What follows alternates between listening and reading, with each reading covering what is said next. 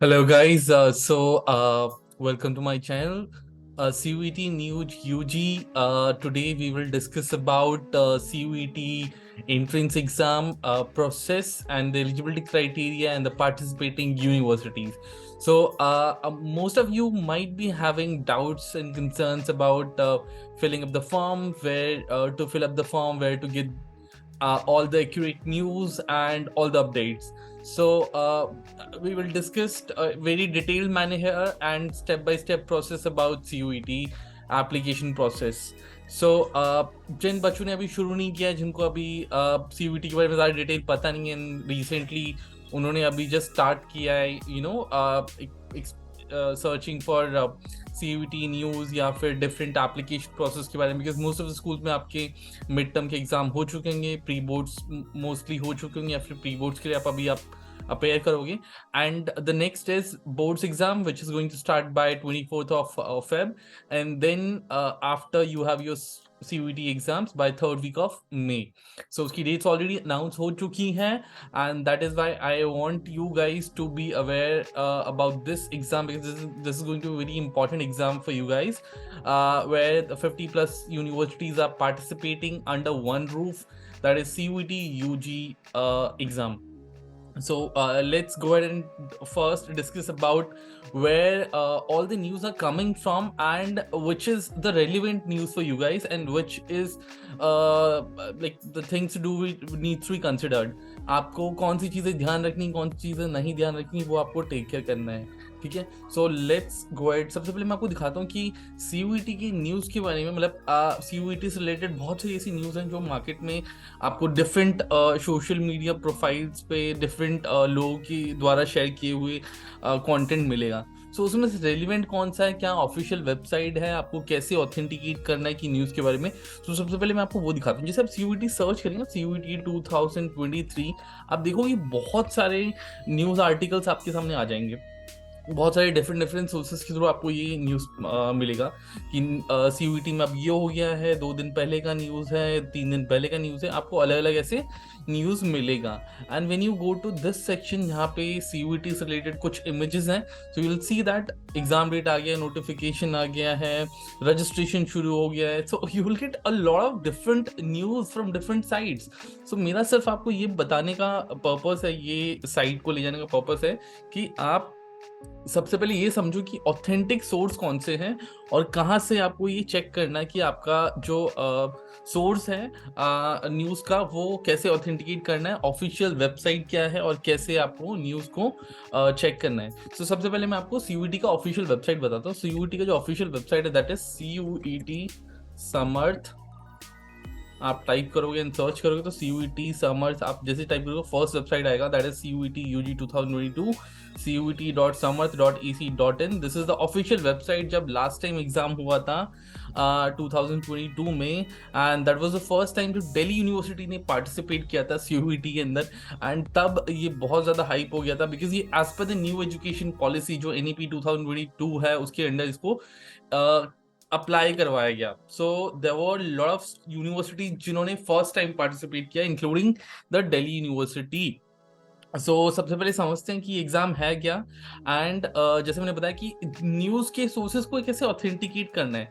अभी recently CUET की जो डेट्स आई थी वो ऑफिशियली अनाउंस हो चुकी है. उसके बाद एप्लीकेशन प्रोसेस अभी स्टार्ट नहीं हुआ है. ये जो वेबसाइट है जिसपे मैं आपको लेके आया हूँ, this is for CUET 2022, and इसमें मैं आपको सिर्फ कुछ इंपॉर्टेंट चीज़ें दिखाऊंगा, जैसे कि एप्लीकेशन प्रोसेस. एप्लीकेशन गाइड यहाँ पे दे रखा है, तो सिमिलर कुछ प्रोसेस आएगा वो इस ईयर की आने वाला है.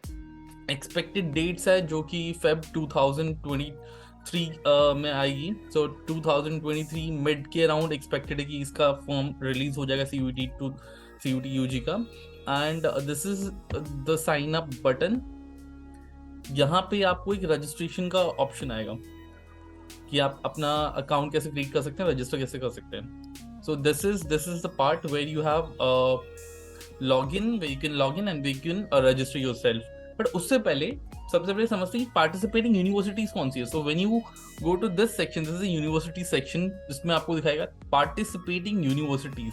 सो now when I come to this area participating universities, so यहाँ पे आप देखोगे कि यहाँ पे आपके पास universities हैं which is central universities, then you have universities which is state universities. मैं आपको scroll down करके नीचे दिखाता हूँ.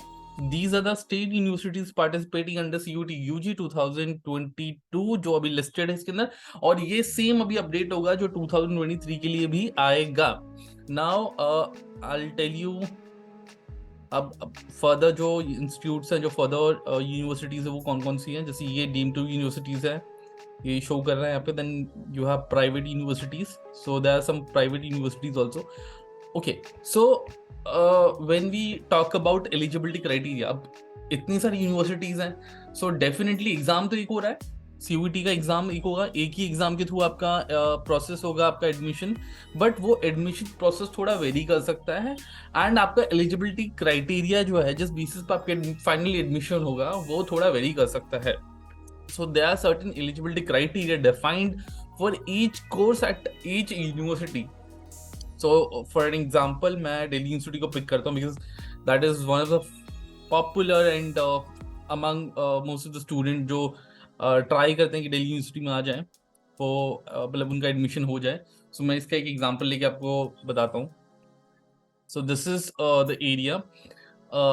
You go to universities, then you go to your choice of institute. So I picked up Delhi university. So Delhi university में आके मैंने यहाँ से पिक किया BA honours.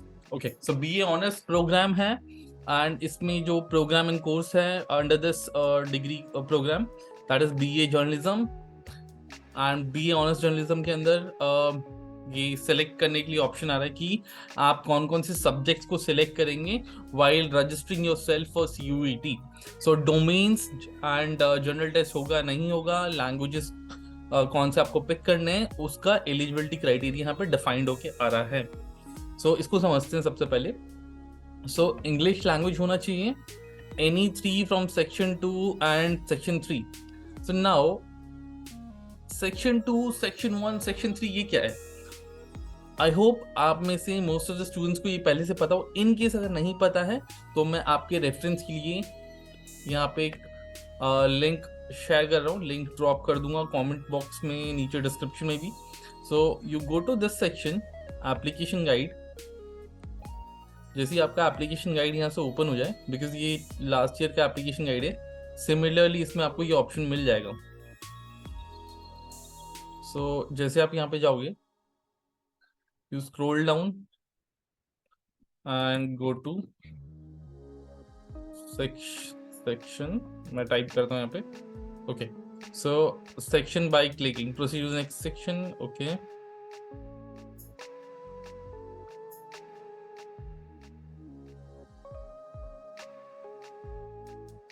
okay, so yes, this is the section where you go to select program in universities. तो जैसे आप select program university करेंगे ना, आप यहाँ पे ड्रॉप डाउन में देखेंगे हर एक यूनिवर्सिटी का ऐसे आपके पास ऑप्शन आएगा. जैसे आप सिलेक्ट करोगे सो प्रोग्राम, देन प्रोग्राम के बाद सिलेक्ट करने के बाद ऑप्शन आएगा कि आप कौन कौन से प्रोग्राम सिलेक्ट कर रहे हैं, एंड देन उसका एलिजिबिलिटी क्राइटेरिया. और ड्रॉप डाउन में आपको ये ऑप्शन आएगा, जैसे यहाँ पे लैंग्वेज 1A से लैंग्वेज सेलेक्ट करने का ऑप्शन आ रहा है. Then you have the option to select domain subject 1, domain subject 2. If you wish to apply for general test, so general test अगर किसी बच्चों को अप्लाई करना है, GT जिसको बोलते हैं जनरल एप्टीट्यूड टेस्ट, तो उसके लिए येस या नो करना है. Then you have further language and domain section available. So ये आपको यहाँ से सिलेक्ट करना है. सो ये पूरा का पूरा जो सिलेक्शन प्रोसेस होगा इसमें एप्लीकेशन में ही पहले से डिफाइंड होगा. सो जैसे कि ये सेक्शन 1, सेक्शन 2 और सेक्शन 3 की हम बात कर रहे थे, ये डिफाइंड होके आपको एप्लीकेशन प्रोसेस में मिल जाएगा. बेसिकली ये डोमेन सब्जेक्ट्स को, लैंग्वेजेस को और जनरल एप्टीट्यूड टेस्ट को ये 3 पार्ट में ब्रेक कर दिया है. So first part is languages. Languages को भी 2 पार्ट में ब्रेक किया है, इंडियन एंड फॉरेन लैंग्वेजेस, इसको 2 पार्ट में ब्रेक किया है. So language 1A and 1B, and then you have domain subjects. Domain subjects जो 27 डोमेन्स है टोटल, उसको सेक्शन 2 के अंदर रखा गया है. एंड सेक्शन 3 जो है वो आपका जनरल एप्टीट्यूड टेस्ट है. सो अगर आपको सेक्शन 3 में ऑप्शन आता है कि आपको ये ऑप्ट करना है नहीं करना है सेक्शन 3 को, तो उसका एलिजिबिलिटी क्राइटेरिया यहाँ पे दे रखा है. तो जब भी आप देखेंगे कि कौन कौन से टेस्ट में कौन कौन से मतलब कोर्सेज के लिए मेरे को जनरल टेस्ट देना है या नहीं देना है, आप सिंपली इसको सर्च कीजिए, इस वेबसाइट पे आइए और यहाँ पे सेक्शन 3 को यहाँ से कॉपी कीजिए। मैंने कॉपी कर लिया, मैं कंट्रोल F करके यहाँ से सेक्शन 3 को सर्च करूँगा। I will see that there are 37 options, 37 courses, sorry 37 times it is mentioned section 3, so that means कि ये कुछ कोर्सेज अवेलेबल है यहाँ पे जहाँ पे सेक्शन 3 रिक्वायर्ड है। तो जैसे BA ऑनर्स का bachelors of management BA honours programme में, सो BMS ये पूरा प्रोग्राम है, बैचलर्स ऑफ मैनेजमेंट स्टडीज, यहाँ पे सेक्शन 3 रिक्वायर्ड है। Similarly bachelor of business administration BFI जिसको बोलते हैं फाइनेंशियल इन्वेस्टमेंट एनालिसिस, सो इस कोर्स के लिए भी हमें रिक्वायर्ड है section 3 general aptitude test. Similarly यहाँ पे ऑप्शन है, if you wish to apply through section 3 or anyone from section 2, so printing technology BVOC vocational course है ये, so इसके लिए भी section 3 के through you can apply। So there are similarly there are other courses like web designing का है, then you have healthcare management, you have retail management and IT, and you have banking operations, software development, and you have information technology and mathematics, media and mass communication, and you have BCom। So BCom जो regular programme है वहाँ पे भी option दिया गया है, if you wish to apply through section 3, or you can take the other option which is domain plus one language, anyone from section 1 which is the language, and any 3 from section 2। सो यहाँ पे कोई 3 domain subjects को choose करके आप एक language को choose करके भी जा सकते हो। Otherwise if you choose section 3, so by default you are getting entry to different other programmes in case you have maths. So जैसे मैं आपको एक एलिजिबिलिटी क्राइटेरिया दिखाता हूँ, इफ यू सिंपली टाइप्स, जैसे बहुत सारे बच्चे जो कंफ्यूज होंगे कि सर मेरे पास तो मैथ्स है, मेरे पास अगर मैं मैथ्स वाला एग्जाम देता हूँ, कौन कौन से एग्जाम, कौन कौन से कोर्सेज के लिए मैं एलिजिबल हूँ, कहाँ पे मैं अपना अप्लाई कर सकता हूँ, कौन से कॉलेजेस के लिए, सो वो मेरे को कैसे चेक करना है। तो आप सिंपली यहाँ पे आएंगे, यहाँ पे टाइप करेंगे